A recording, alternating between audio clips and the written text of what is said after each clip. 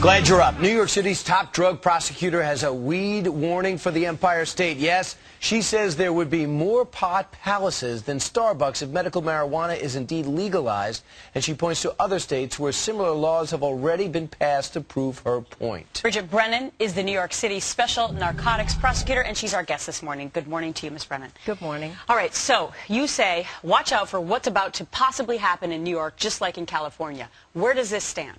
Right now, the bill is pending in the legislature, and we have some concerns that it's got some real momentum behind it. We've been up there in Albany talking to state legislators and telling them just the havoc it would wreak right here in New York State, and particularly in New York City.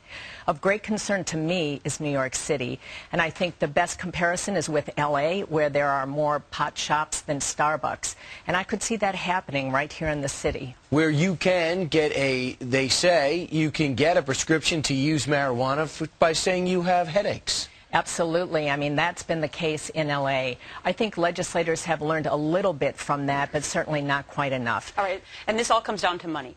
Because in California, one of the arguments was, look, our state's going broke. We need to sell pot to make money. Okay, I don't know if that's a logical excuse. I'll leave that up to our viewers to decide. But you say, if that happens here in New York, it's going to cost millions for law enforcement. How? Because as they've seen not only in L.A. and in California, but everywhere that they've had these medical marijuana shops, it becomes a magnet for crime. It becomes a magnet for all kinds of public nuisance. And not only that, when one shop springs up, another one comes right next door because they drive out right. All the regular businesses. Bridget, you know, I'll agree with you. I'll play devil's advocate to make this segment more exciting. The pot's there. You're just taxing it. You bring it out front. If we want to have a discussion about legalization, let's talk about it. But let's not put it under the guise of medical marijuana. That's a joke. It's a fraud. This is not about medicine. There's nothing about medicine in that medical marijuana bill except the name. The marijuana they've seized in California has been loaded with insecticides, with fungus, and that's the last thing sick people need. What we need, if we want to have that discussion, is a real rational discussion about it.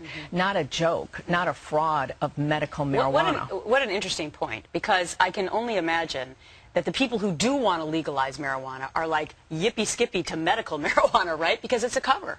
Absolutely. That's what we've seen everywhere this has happened. That's what's happened in California. The people who are buying pot, 2/3 of them are under the age of 35.